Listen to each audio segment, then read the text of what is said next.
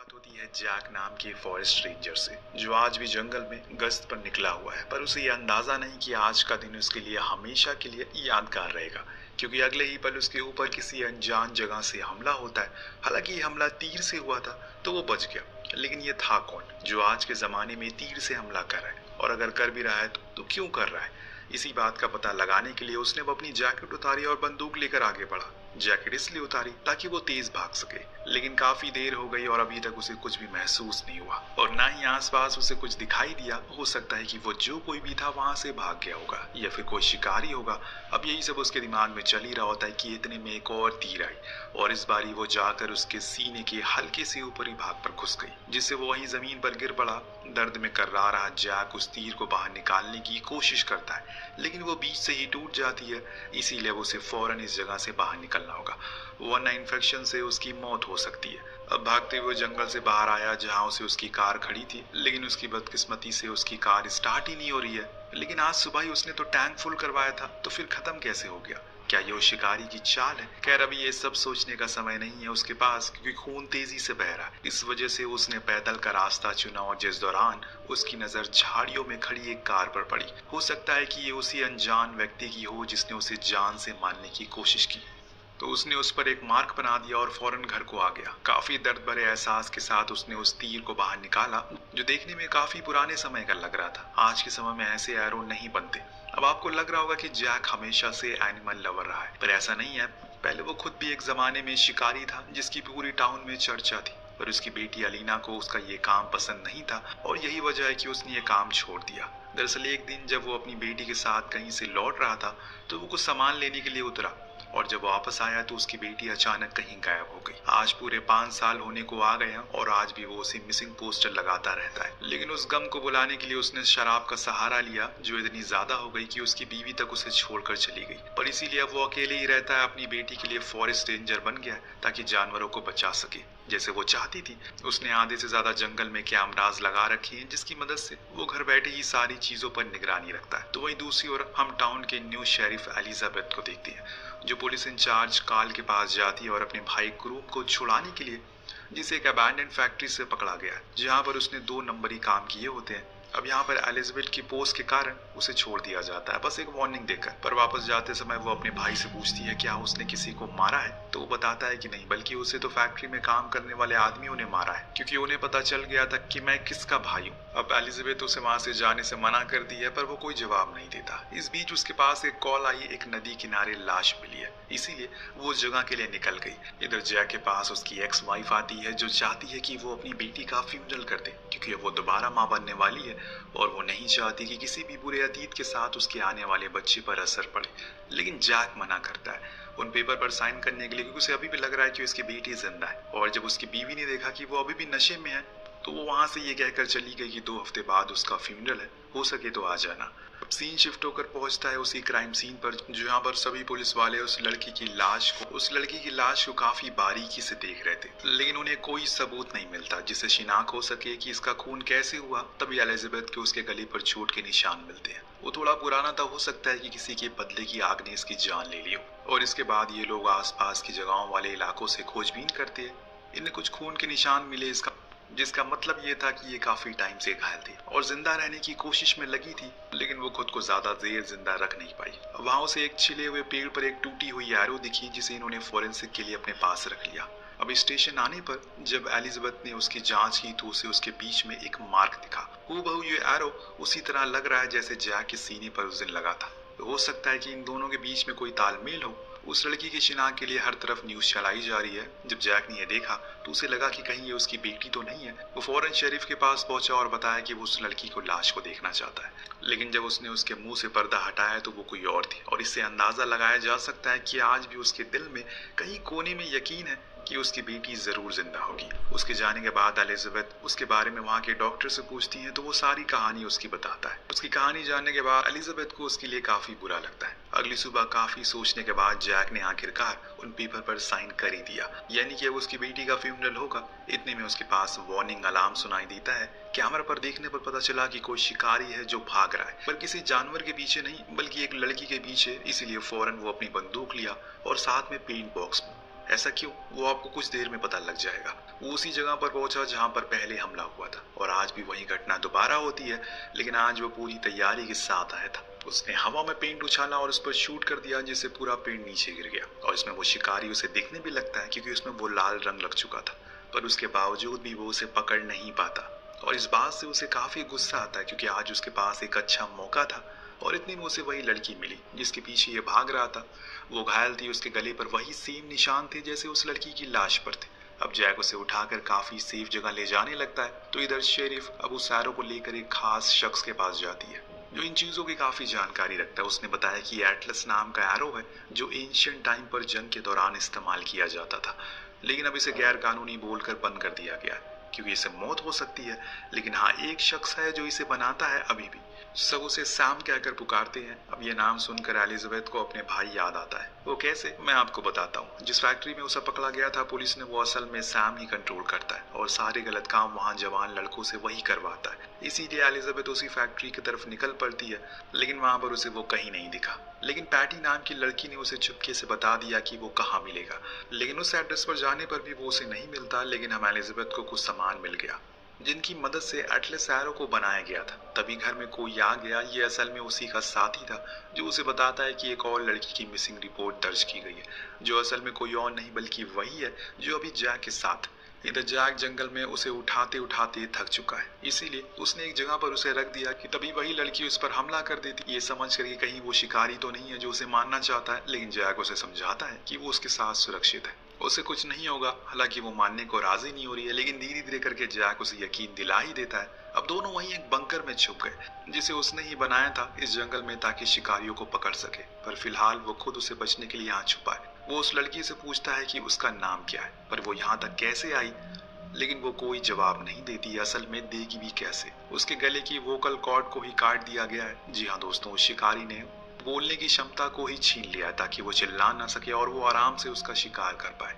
अब पहली वाली लड़की के साथ भी ऐसे ही कुछ हुआ था क्योंकि काफी देर तड़पते हुए वो ऐसे ही इधर उधर भाग रही थी, लेकिन अंत में उसका अंत हो गया। लेकिन अब जैक ऐसा होने नहीं देगा, इसीलिए इशारों इशारों में जैक उसे समझाता है कि वो उसके साथ सुरक्षित है और अब उस लड़की को भी समझ आ चुका है कि वो चैन की सांस ले सके। इसीलिए वो जमीन पर अपना नाम लिखकर उसे बताती है कि वो मॉली है। सुबह हुई तो जैक उसे लेकर अब वापस चलना शुरू करता है। इस तरफ एलिजाबेथ को लीड मिलती है जो उसे कुछ खास पसंद नहीं आई थी। दरअसल मॉली को आखिरी बारी ग्रुप के साथ देखा गया था, लेकिन उसे शक जैक पर हो रहा है क्योंकि उसने आखिरी बारी कुछ शिकारियों के हथियार छीन कर खुद के पास रख लिए थे। वो उसे कहीं ना कहीं साइको भी लगता है। अब क्या पता अपनी बेटी की मौत के बाद वो ऐसा बन गया हो। इधर जैक अब थका हारा घर पहुंचता है तो उसे वहां किसी के होने का अंदेशा लगा। वो चौकन्ना हो गया, लेकिन इतने में ही उस पर हमला हो जाता है। जी हाँ, उसका शक सही था। घर में कोई पहले से मौजूद था जो कोई और नहीं बल्कि वही शिकारी था जो अपने एरो से उस पर हमला करता। लेकिन जैक भी उसे लड़ाई में कम नहीं था, लेकिन वो थका हुआ है और वो घायल भी है, इसलिए ज्यादा देर वो उसे रोक नहीं सका, जिससे वो अपने मकसद में सफल हो गया और मॉली के पेट में एरो घुसाकर उसे मार देता है। ये देखकर जैक बुरी तरह से टूट जाता है क्योंकि वो उसकी जान नहीं बचा पाया। लेकिन ये सब यही खत्म नहीं होता। इस बीच वहां आ जाती है एलिजाबेथ और अंदर घुसते ही उसने वहां मॉली की लाश देखी। तभी साइड में निकला जैक जिसके हाथों में बंदूक थी। अब ये साफ दिख रहा है कि जैक ने ही उसे मारा है। लेकिन असली कहानी में ट्विस्ट तो यहाँ आता है क्योंकि उसके पीछे खड़ा था वही शिकारी जिसने एलिजाबेथ को देख अपनी हाथों की उंगलियां चटकाई और इससे वो समझ गई कि ये कोई और नहीं बल्कि उसका खुद का छोटा भाई ग्रुप है जिसे वो हर बारी बचा लेती है। लेकिन इस बार वो क्या करेगी? आज भी उसने वही किया जो हर बारी करती है। उसने जैक को शूट किया जिससे ग्रुप को मौका मिल गया भागने का। वो भी गया जंगलों में जहाँ उसी का लगाया हुआ जाल में एलिजाबेथ गिर गई और चोटिल हो गई। अब तक जैक भी समझ चुका है कि एलिजाबेथ ने अपने भाई को बचाने के लिए ये सब किया, इसीलिए उसने उसी के रेडियो से एम्बुलेंस बुलाई ताकि वो मॉली को ले जा सके क्योंकि अभी भी उसमें जान बाकी है। और खुद वो कार लेकर पहुंचा सीधा अपनी एक्स वाइफ के घर जिसका पति पुलिस में था। जब उन्होंने उसकी हालत को देखा तो हैरान रह गए। वो जैक को हॉस्पिटल नहीं ले जा सकते, इसीलिए कार्ल ने उसी फैक्ट्री के बाहर खड़ी एक ट्रेलर में डॉक्टर को बुलाया, उसका इलाज करवाना शुरू किया। इस दौरान जैक ने उसे सब कुछ बताया, अभी ये सब कुछ जो भी चल रहा है वो कौन कर रहा है। अब जैसे ही वो ट्रेलर से बाहर आया उसने देखा कि वहां पर ग्रुप अपने दोस्तों के साथ खड़ा होकर नशे कर रहा है। अब उसके पास इससे अच्छा मौका तो नहीं होगा उसे पकड़ने के लिए और इसीलिए उसने दौड़ लगाई, लेकिन ग्रुप बचकर ट्रेलर में आ गया और डॉक्टर के गले पर चाकू लगाकर वो धमकाने लगता है। लेकिन जैक के अंदर अभी भी जान बची हुई है। उसने उसे एक उसने एक हाथ उसका पकड़ लिया और डॉक्टर को आजाद कर दिया और कार्ल ने फाइनली उसे अरेस्ट कर लिया। उधर घायल एलिजाबेथ को जब इस बारे में पता चला तो वो फौरन अपने भाई से मिलने के लिए आई ताकि इस बारी भी कोई पैतरा लगाकर उसे छुड़ा ले। लेकिन इस बार कार्ल उस पर कोई मेहरबानी नहीं करता। उसने ये तक कह दिया कि उसके भाई ने कुछ कन्फेस किया तो शायद अब उसकी नौकरी भी चली जाए। ये सुनने के बाद एलिजाबेथ परेशान हो जाती है। देन ग्रुप इन लोगों को लेकर एक लोकेशन पर जाता है जहां उसने सैम को कैद करके रखा था। जी हाँ, उसी फैक्ट्री का मालिक जिसने ग्रुप पर बहुत अत्याचार किए। इसी का बदला लेने के लिए उसने उसे कैद किया। यानी कि जो शिकारी है ये सब कर रहा है वो कोई और ही है जिसने एलिजाबेथ को ही बेवकूफ बना दिया। अब ये बात जानने के बाद ये लोग सीधा सैम के पास गए और पूछा कि ये आरोप क्या है, क्या उसने बनाई है। पर वो इनकार करता है क्योंकि वो अपनी किसी भी आरोप पर कोई निशान नहीं छोड़ता। ये किसी और का काम है। ये जानने के बाद ये लोग चिंतित हो जाते हैं क्योंकि अभी भी इन्हें शिकारी नहीं मिला है। जैक ने अब अपना बयान बदल दिया है जिसलिए एलिजाबेथ की जॉब बच जाती है। उसे पता चल गया है कि ग्रुप ने ये सब नहीं किया तो अब मॉली भी बच चुकी है। इतना सब कुछ होने के बाद उसने अब अपनी एक नई जिंदगी की शुरुआत करने का फैसला किया क्योंकि अब उसे एहसास हो गया है कि जिंदगी एक बार ही मिलती है। उसे खुशी खुशी जीना चाहिए और ऐसे शराब पीकर व्यर्थ नहीं करनी चाहिए। लेकिन अभी भी एक सबसे बड़ा सवाल है कि शिकारी आखिर है कौन, क्या कोई उसे पकड़ पाएगा या फिर नहीं। जैक अब कुछ सामानों को लेने के लिए ग्रोसरी जाता है तभी उसकी नजर उसी ट्रक पर पड़ी जिसके ऊपर उसने शुरुआत में मार्क बनाया था। उसे एक उम्मीद नजर आई इसीलिए वो पास गया, लेकिन उसमें कोई भी मार्क नहीं था। जो देख उसके हाथ सिर्फ और सिर्फ निराशा ही लगी, इसीलिए वो वापस अपनी कार में आ गया। लेकिन तभी एक और वैसे ही ट्रक उसके पास से गुजरी जिसमें वो निशान था।